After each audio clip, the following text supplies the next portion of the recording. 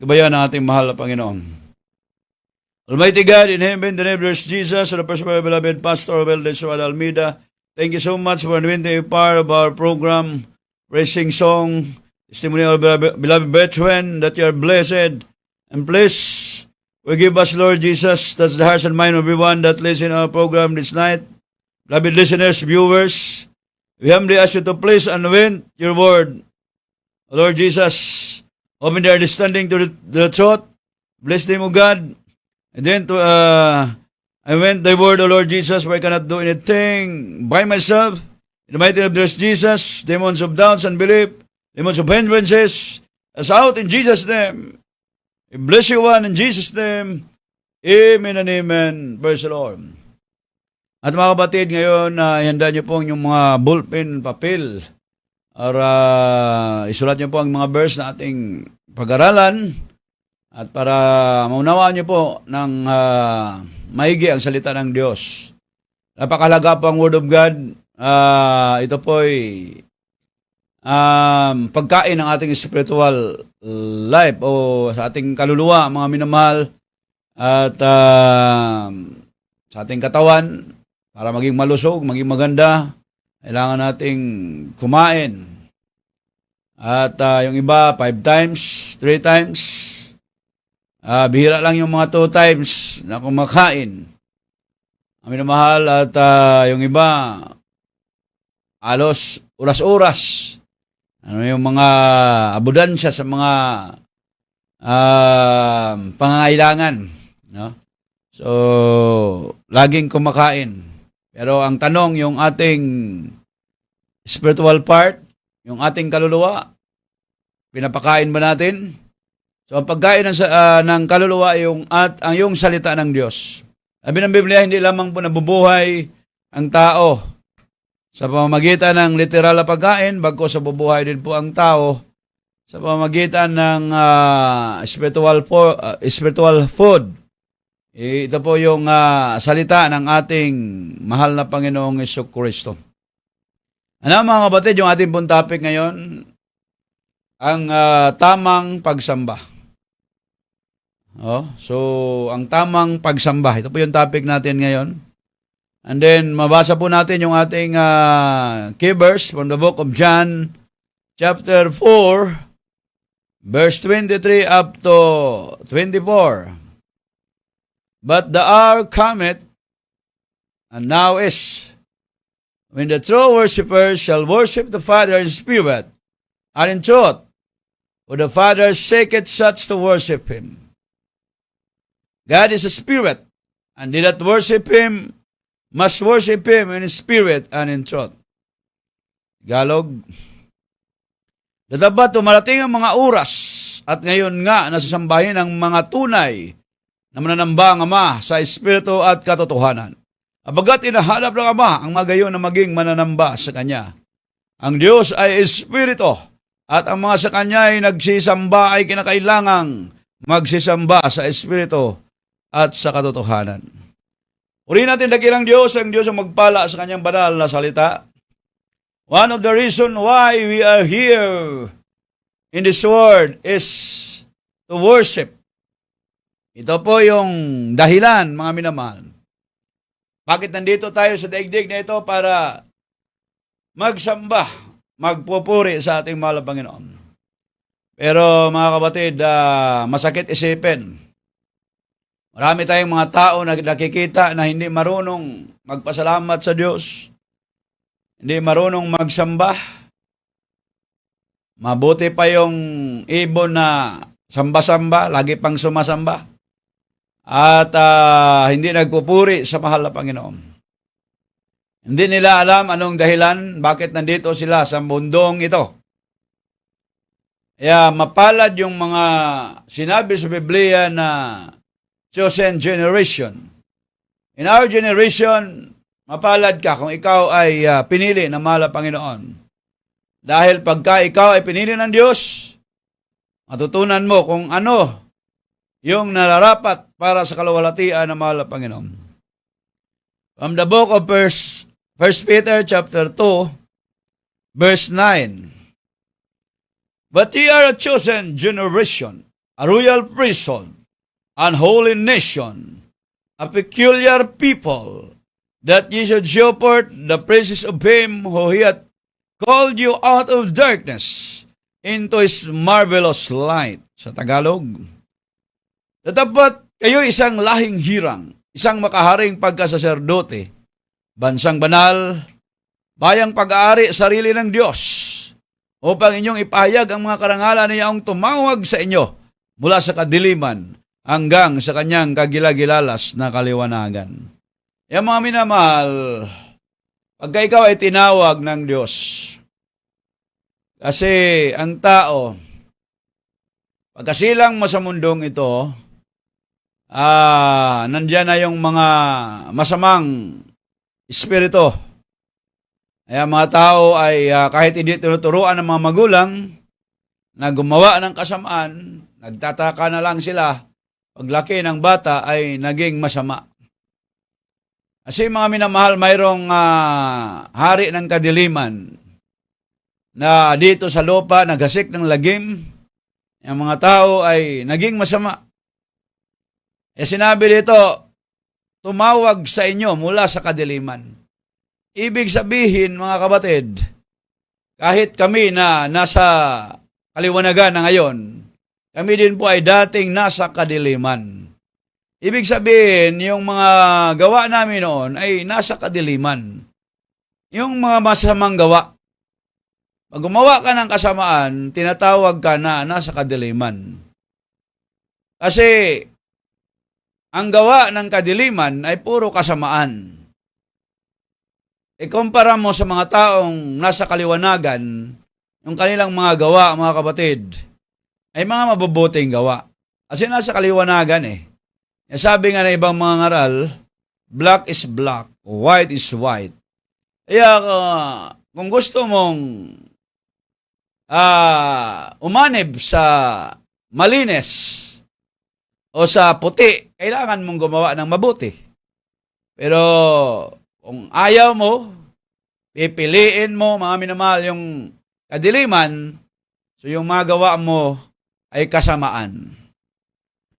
Kaya mapalad yung mga tinawag at pinili ng Diyos. Bakit? Sila daw po ay isang lahing hirang, makaharing pagkasaserdote, bansang banal, bayang pag-aari sarili ng Diyos. So ang pag-aari sa iyo, ang mahal na Panginoon. So, mapalad pag ikaw ay tinawag na peculiar people, pag-aari ng Diyos. Yung mga minamahal, nandyan na yung kaliwanagan sa iyong buhay. Katulad namin, dati kaming mga masamang tao, maraming bisyo, alipin ng kasalanan. Pero nung kami mapadako sa ministeryong ito, kami po'y pinagpala. Bakit? Dahil nawala yung aming mga ugali na mga masasama, mga bisyo na wala. Yung aming mga gawa noon na hindi kinalugdan ng Diyos. Dito mga minamahal, nalulugod ang mahal na Panginoon. Araw-araw ka nagpupuri sa Diyos. Araw-araw kang nagpapasalamat at nalangin sa mahal na Panginoon. What is the Bible said in Psalms 148, verse 1 up to 5? Basahin mo natin. Praise ye the Lord, for it is good to sing praises unto our God, for it is pleasant, and praise is comely. The Lord that built up Jerusalem, he gathered together the outcasts of Israel. He healeth the broken in heart, and bindeth up their wounds. Verse 4, he telleth the number of the stars. And he called them all by their names. Great as our Lord, and great power. His understanding is infinite. Sa verse 11, 148 verse 11, The Lord taketh pleasure in them that fear him, in those that hope in mercy. Praise the Lord, O Jerusalem. Praise thy God, O Zion. 13. For he hath strengthened the bars of the gates, yet blessed thy children within thee. He maketh peace in thy borders, and filleth thee with thy finest of the wheat. Purihin natin pinakamamahal na Panginoong Jesucristo. Yan mga minamahal, ang Diyos po mga minamahal ay nag-utos na ang tao ay magpuri sa ating pinakamamahal na Panginoong Jesucristo. Kasi pag nagpupuri ka sa Diyos, ay talagang nalulugod ang Diyos sa iyo. Sabi sa verse 1 in Tagalog, purihin ninyo ang Panginoon sapagkat mabuting umawit ng mga pagpupuri sa ating Diyos, sapagkat maligaya at ang pagpupuri ay nakalulugod. So mga minamahal, nakalulugod po itong pagpupuri sa mahal na Panginoon. So maraming mga nagsasabi dyan, umalipusta sa ministeryong ito. Sabi nila, anong klase mga tao yan? Wala sa kaayusan. Wala sa kaayusan. Kasi tumatalon-talon daw mga minamahal. And then, maingay. So, hindi nila alam, ito po yung pagpupuri na talagang kinalulugdan ng ating pinakamamahal na Panginoong Jesucristo. Ito po ay talagang nalulugod ang Diyos sa mga pagpupuri na ito, mga kapatid. So, yan po ay ginagawa sa ministeryong ito. But marami pa rin mga minamahal na talagang nagagalit sila. Maingay daw po yung mga taga Jesus Miracle Crusade na nagpupuri. Tumatalon, sumasayaw. Kaya hindi nila alam, mga kapatid, ay yung mga tao na nasa kadiliman, nagpupuri din sila sa kanilang Panginoon, na walang iba mga minamahal, yung Panginoon ng kadiliman. Pagka nagpupuri sila, ay lalong hindi maganda tingnan. Imagine, ang laki-laki ng mga sound system, halos buong barangay nakarinig. And then, pag sumasayaw mga kapatid, yun ang wala sa kayusan. Sayaw na talagang pag tinitingnan mo, parang bastos tingnan. Kasi iba-iba yung mga sayaw, mga kapatid. At talagang hindi nakalulugod sa mahal na Panginoon. Halos wala ng damit. At yung lalaki at saka babae, mga minamahal, nagkadikit na. So, hindi maganda tingnan. Tapos baliktarin nila ang Jesus Miracle Crusade, mga minamahal, wala daw sa kaayusan. Pagpupuri. Kung wala sa kaayusan ang pagpupuri dito, mga kapatid, ay hindi kami kinalugdan ng Diyos, hindi gagaling yung aming mga karamdaman. Worship is forever. It is everlasting duties. Hanggang sa langit, we praise and worship God. So, hindi lahat ng pagsamba ay katanggap-tanggap sa mahal na Panginoon. Kasi sabi nga ng ating binasa kanina, yung key verse natin, hinahanap ng Diyos yung tunay na mananamba. So mayroong pagsamba na hindi katanggap-tanggap sa mahal na Panginoon. Paimbabaw na pagsamba. Yan po yung mababasa natin mga kapatid sa Mark chapter 7, verse 6 up to 9. He answered and said unto them, said unto them, well, hath Isaiah prophesied of you, hypocrites? As it is written, these people honoreth me with their lips, but their heart is far from me. Howbeit in vain, though they worship me, teaching for doctrines that the commandments of men. Sa it, for laying aside the commandment of God, behold the tradition of men, as the washing of pots and cups, and many other such like things you do. And he said unto them, Paul, will you reject the commandment of God, that you make up your own tradition? Sa Tagalog, at sinabi niya sa kanila, Mabuti ang pagkahula na Isaias tungkol sa inyong mga mapagpaimbabaw ayon sa nasusulat.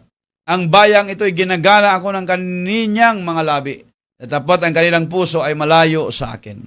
Tatapat walang kabuluhan ang pagsamba nila sa akin na nagtuturo ng kanilang pinakaaral ng mga utos sa mga tao. Inilisan ninyo ang utos ng Diyos at inyong pinanghawakan ang salit-saling sabi ng mga tao. At sinabi niya sa kanila, totoong tinatakwil ninyo ang utos ng Diyos upang maganap ninyo ang inyong mga salit-saling sabi.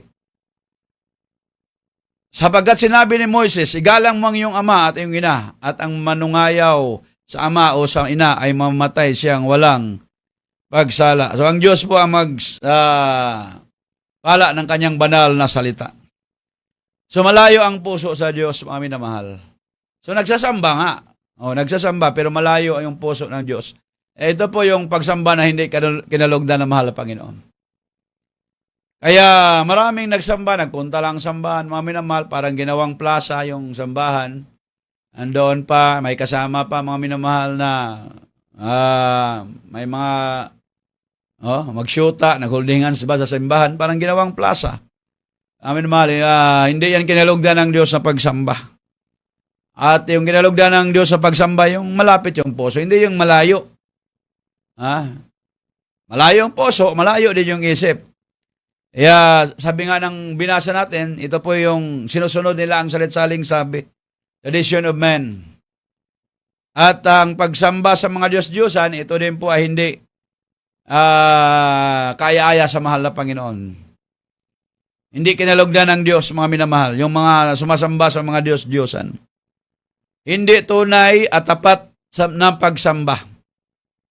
Ang pagsamba na hinahanap ng mahal na Panginoon ay ang pagsamba sa Spirit and truth. Espiritu at katotohanan. Yun po ang pagsamba na kinalugdan ng mahal na Panginoon.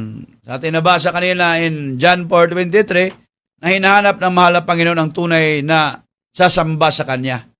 Lagi ngayon ang gusto ng mahal na Panginoon sa pagsamba sa Kanya.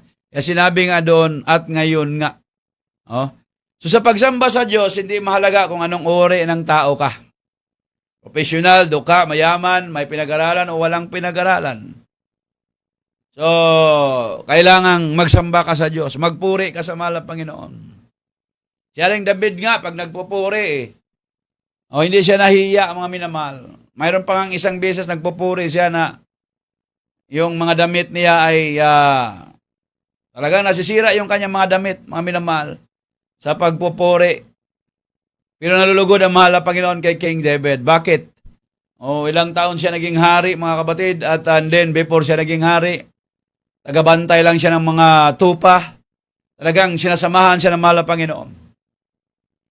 Yung mga karne, yung mga tupa na binabantayan niya, pag sumalakay yung mga leon at saka yung uso, talagang pinapatay niya sa pamamagitan ng kanyang lakas. Hindi siya natatakot, mga minamahal. Bata pa lamang siya, 12 years old, hindi siya natatakot. Nung siya lumaban kay Goliath, hindi din siya natatakot. Kaya sabi niya, araw-araw siya halos nakipag-away sa mga leon. Nakakatakot yung leon, mga minamahal, kahit sa ating panahon ngayon. Kahit gaano kalaki yung katawan mo. Talagang kakainin ka ng leon, mga minamahal, lalo na pag gutom yun. Pero si King David, nung bata pa siya, hindi siya natatakot. Lalo na doon sa kay Goliath. Si Goliath may mga kapatid din yun mga higante din. Pero hindi siya natatakot, mga minamahal. Hanggang pinugutan niya si Goliath, pinatay niya. Imagine, batang-bata pa siya nung panahon na yon, pinatay niya yung higante, yung Goliath na yon, mga minamahal. Kahit yung mga kapatid naghihigante sa galit, pero hindi siya natatakot. Pinapaubaya na nga lang niya sa kanyang mga sundalo nung naging hari na po siya. Kaya namatay din yung mga kapatid ni Goliath, mga minamahal. So ang kailangan ay ang pagpakumbaba sa harap ng Diyos. Marunong kang magpakumbaba sa Diyos. So buong puso, buong isip, kaluluwa yung pagsamba mo, pagpupuri mo sa mahal na Panginoon, talagang kalulugdan ka ng mahal na Panginoong Hesus. Amin na mahal, maraming nangungutya, umalipusta sa gawaing ito ng Jesus Miracle Crusade. Ay yung iba nagsasabi na sisiraan nila ng bait, patalon-talon. Doon sa Mindanao, mayroong dumaan doon sa simbahan. Nagsisigaw, sabi niya, mga baliw yung mga tao dyan. Kaya dumating yung mga ilang araw, hindi umabot ng isang linggo, mga minamahal, yung nagsisigaw na mga baliw yung mga tao dyan. Siya po'y naging baliw. Kaya naglalaro na ng tsinelas. Kaya hindi mo pwedeng laitin yung mga taong naglilingkod sa tunay na Diyos, mga minamahal. Kinukutya mong gawain ito, kinakalaban mo. So darating araw, magsisi ka, mga kapatid. Bakit mo ginawa yon? Kaya cleansing power of worship, talagang mabasa natin sa Biblia. Example po natin dito, walang iba si Mary Magdalene. Si Mary Magdalene, mga minamahal, siya po'y napakasamang babae. Ubod ng sama. Pero nung siya nagpakumbaba sa mahal na Panginoon, doon siya sa paanan ng ating dakilang Diyos. Pinahira niya na ang kwento, mabango, mahamahaling pabango yun, mga minamahal. At talagang kinukuskos pa ng kanyang buhok yung paa ng mahal na Panginoon.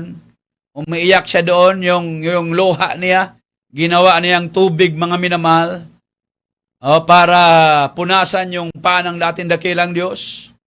At kinukuskos pa ng kanyang buhok, ginawa niyang trapo yung kanyang buhok, mga minamahal.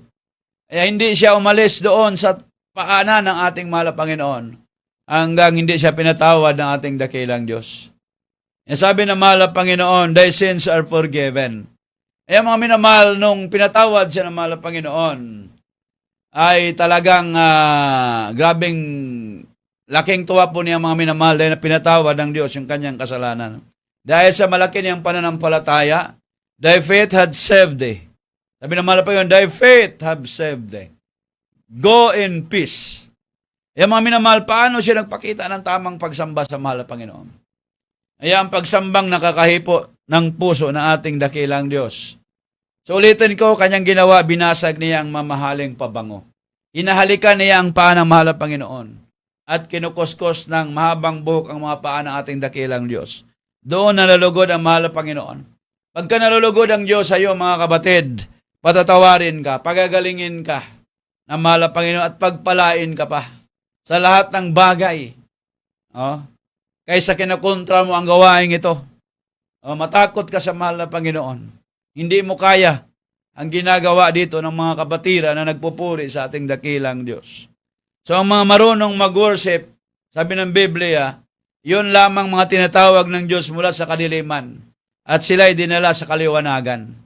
Kaya mga minamahal, pag hindi ka tinawag ng mahal na Panginoon, hindi ka pinili sa ministeryong ito, talagang hindi mo magawa ang pagpupuri na katulad ng mga pagpupuri na ginagawa ni Haring David. Sumasayaw, lumulundag, pumalakpak, umiiyak, mga minamahal. So ganun yung mga pagpupuri na kinalulugdan ng mahal na Panginoon. So yung mga pag-worship sa mahal na Panginoon ay hindi tama, yun po ay hindi tinatanggap ng mahal na Panginoon doon sa langit. Pag hindi tama yung pag-worship mo sa mahal na Panginoon, hindi ka talaga tatanggapin. Yung mga kapatid, sabi ng Psalms chapter 50, verse 23, basahin po natin, whoso offereth praise glorified me, and to him that ordereth his conversation, right will I show the salvation of God. In Tagalog, at naghandog ng haing pasalamat ay luwalhati sa akin, at sa kanya na nag-ayos ng kanyang pakikipag-usap, aking pinapakita ang pagliligtas ng Diyos. Kaya kung ang way of worship natin ay hindi maayos, mga minamahal, hindi tatanggapin ng mahal na Panginoon yung ating pagsamba. So walang gagaling, walang pagpapala, wala kayong maririnig dito na gumagaling. Wala kayong marinig dito ng mga himala kung hindi pa, mga minamahal, nalulugod ang mahal na Panginoon o hindi niya tinatanggap yung aming mga pagpupuri. Hindi nagbabago yung mga buhay namin. Ay yun po ang ebidensya bakit nalulugod ang mahal na Panginoon sa aming mga pagpupuri. Dahil gumaling yung aming karamdaman. Pinagpala kami ng aming mahal na Panginoong Jesucristo. Sabi ng Biblia, totoo po, mga minamahal, pag walang kabuluhan yung pagsamba mo, hindi tatanggapin ng mahal na Panginoon.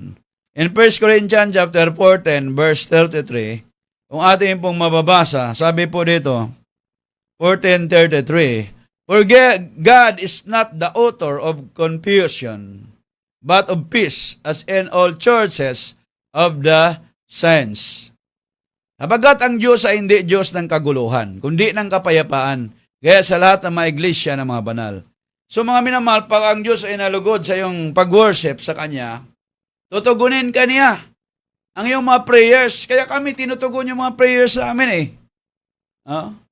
Every by ebidensya, ang daming patotoo. Tingnan nyo sa YouTube mga minamahal, sa Facebook. Jesus Miracle Crusade, International Ministry, o GMCIM, Testimony. Ang daming patotoo. Nagpatotoo. Amin na mahal, gumaling yung mga karamdaman. Ibig sabihin, tinatanggap, nalulugod ang Diyos sa aming mga pagpupuri. So malulutas ang problema mo, gagaling ang karamdaman mo at magbabago ang buhay mo pag ang Diyos ay nalulugod sa pagsamba mo sa Kanya.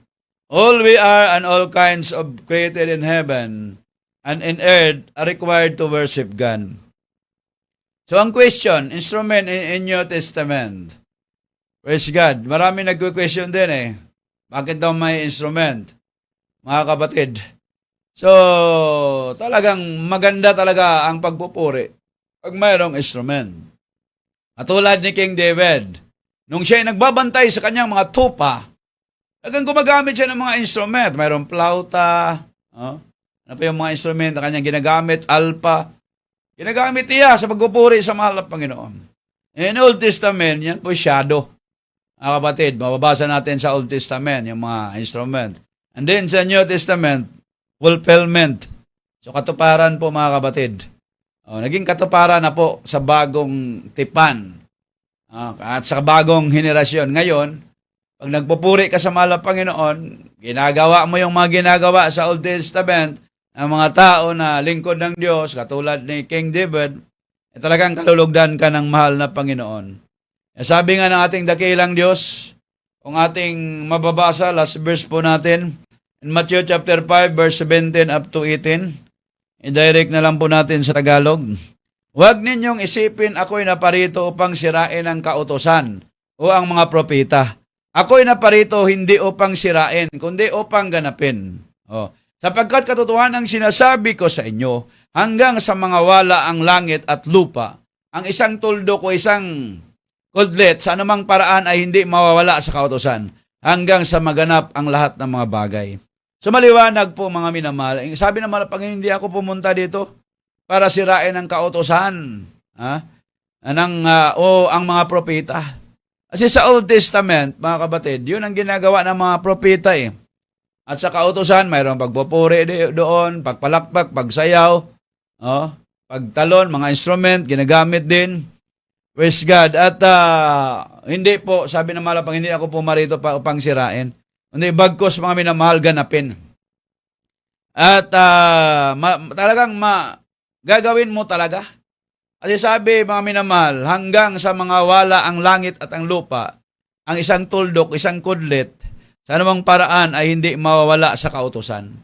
Ibig sabihin, hindi lang sa New Testament gaganapin natin, pati yung Old Testament, ganapin natin. Kahit isang tuldok nga daw, hindi mawawala, sabi ng mahal na Panginoon. Kaya hanggang sa maganap ang lahat ng mga bagay na ito. Ibig sabihin, gaganapin po natin. Kahit yung tithes, mga minamahal, maraming kumukontra.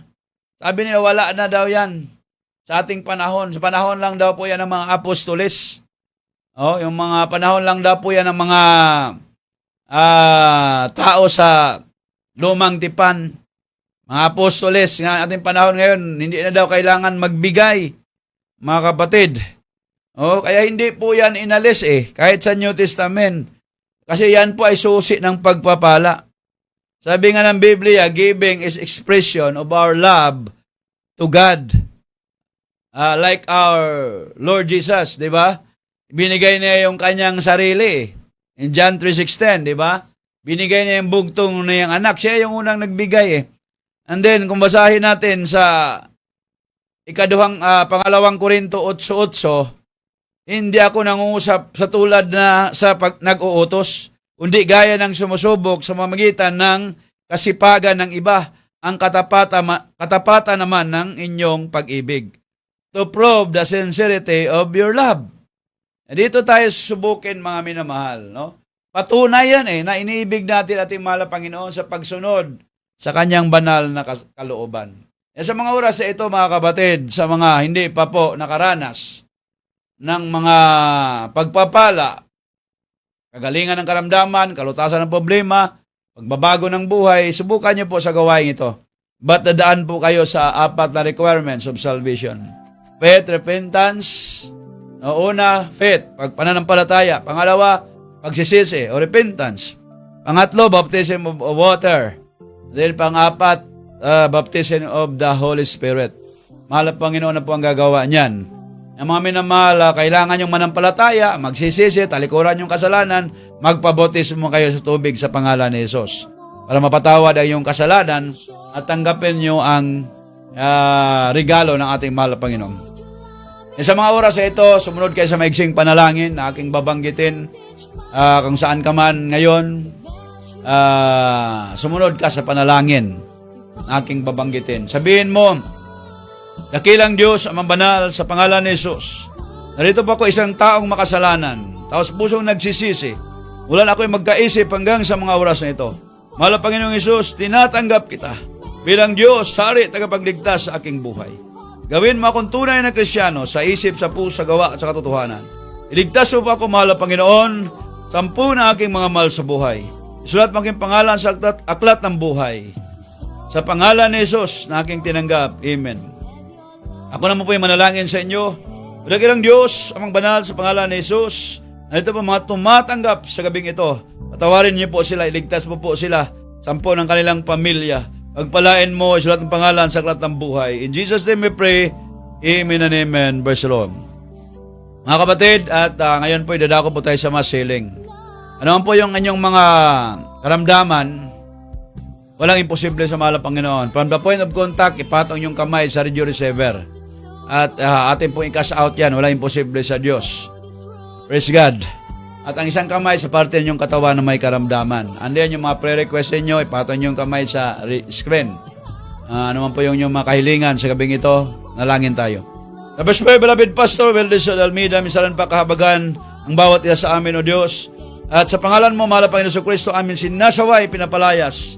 Lahat ng uri ng karamdaman, cancer, leukemia, TB, asthma, diabetes, goiter, anemic, high blood, abosipon, trangkaso. Cast out in Jesus' name. Virus, cast out in Jesus' name. Mahal na Panginoong Isus, pagpalain mo mga kapatiran, O Diyos. Naging sa abroad, pakaingatan, pagpalain mo sila, mahal na Panginoon. Tugunin mo ang kanilang mga kahilingan, mga prayer requests, spoken requests. Pag-ingatan mo lahat ng mga anak sa gabing ito. Hallelujah. In the mighty name of Jesus, we bless you one. Amen and amen. Praise the Lord. At mga minamahal, salamat po sa inyong pagantabay sa ating banal na programa. At sundan niyo po sa sunod ng mga araw. Praise God, ating banal na gawain. Banal na programa, spiritual program, the Jesus Miracle Hour. At sa gabi ito, kami po ipansamantalang nagpapaalam. Ibang lingkod, Brother Joshua Dominguez, kasama natin beloved technician Rosemar Lumaylo. Nagsasabing, we love you so much, but our dear Jesus love us more. Amen.